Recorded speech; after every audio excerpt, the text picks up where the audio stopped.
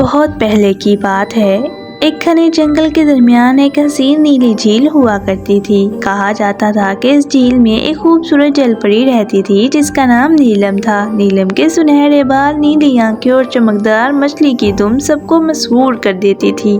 وہ ایک سحر انگیز آواز میں گاتی اور اس کی آواز پورے جنگل میں گونجتی تھی۔ مگر اس جنگل کے دوسرے کنارے پر ایک ویران کوٹری میں ایک خوفناک چڑیل رہتی تھی۔ اس کا نام زہرہ تھا اور وہ ہمیشہ اکیلی رہتی تھی۔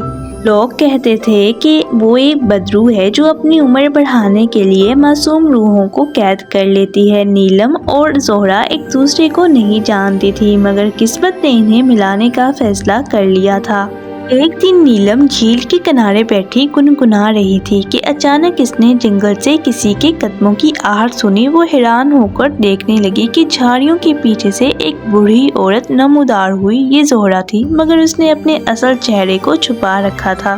تمہاری آواز بہت خوبصورت ہے نیلم، زہرہ نے کہا۔ آپ مجھے کیسی جانتی ہے؟ نیلم نے حیرانی سے پوچھا۔ میں نے تمہاری شہرت کے بارے میں سنا ہے اور میں تمہیں ایک راز بتانا چاہتی ہوں۔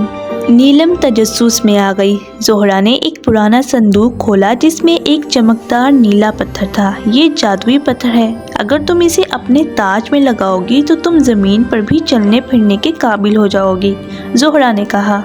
نیلم خوش ہو گئی کیونکہ وہ ہمیشہ سے زمین پر چلنے کی خواہش رکھتی تھی، مگر کچھ سوچے اس نے پتھر لے لیا اور اپنے تاج میں لگا لیا۔ لیکن جیسے ہی اس نے ایسا کیا، اس کی دم غائب ہو گئی اور وہ انسانی شکل میں آ گئی، مگر اس کے ساتھ ہی وہ کمزور ہونے لگی، جیسے اس کی طاقت چھینی جا رہی ہو۔ یہ کیا ہو رہا ہے؟ نیلم نے گھبرا کر کہا۔ زہرہ زور زور سے ہنسنے لگی۔ یہ پتھر تمہاری جان مجھ میں منتقل کر رہا ہے۔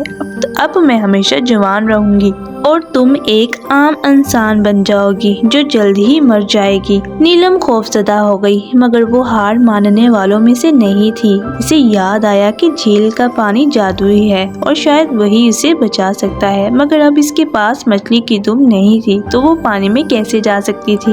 اسی لمحے ایک ننھا سفید پرندہ نیلم کے پاس آیا۔ یہ وہی پرندہ تھا جسے نیلم نے ایک بار بچایا تھا۔ پرندے نے اپنی چونچ میں چمکدار جھیل کا ایک قطرہ لیا اور نیلم کے ہونٹوں پر رکھ دیا۔ جیسے ہی جھیل کا پانی نیلم کے جسم میں داخل ہوا تو وہ دوبارہ طاقتور ہو گئی اور نیلم کے بال مزید چمکنے لگے اور اس کی آنکھوں میں روشنی آ گئی۔ یہ ناممکن ہے، زہرہ چیخی، مگر نیلم نے موقع ضائع کیے بغیر جادوئی پتھر نکالا اور اسے جھیل میں پھینک دیا۔ پتھر جھیل کے پانی میں گھل گیا اور زہرہ کی تمام طاقت ختم ہو گئی۔ وہ ایک کمزور بوڑھی عورت میں بدل گئی اور ہمیشہ کے لیے غائب ہو گئی۔ نیلم دوبارہ اپنی جل پری کی شکل میں آ گئی، مگر اب وہ اور بھی زیادہ خوبصورت اور طاقتور تھی۔ وہ جان گئی کہ طاقت لالچ سے نہیں بلکہ محبت اور نیکی سے حاصل ہوتی ہے۔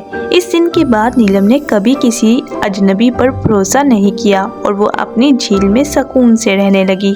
جنگل کے جانور اور پرندے ہمیشہ اس کے گیت سننے آتے اور جھیل کا پانی ہمیشہ چمکتا رہتا، جیسے اس میں نیلم کی کہانی بستی ہو۔ نیکی ہمیشہ جیتی جاتی ہے اور لالچ اور دھوکہ دینے والے لوگ آخر میں خود ہی تباہ ہو جاتے ہیں۔ Thank you for watching.